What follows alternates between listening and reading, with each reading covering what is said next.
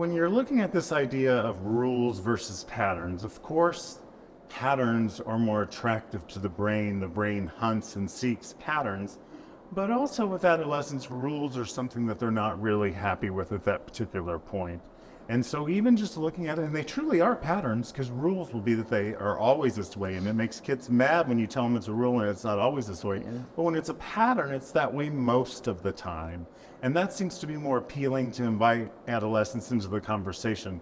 When you're taking that right-wrong stance, it can really quash their curiosity, and we don't want to do that at all. We want to springboard their curiosity because they're full of verve and vigor.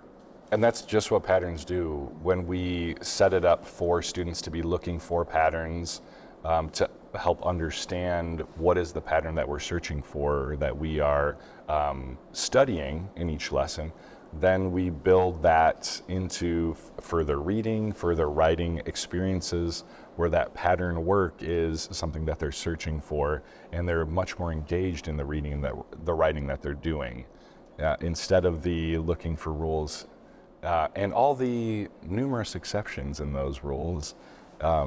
It really gets them more engaged in the process.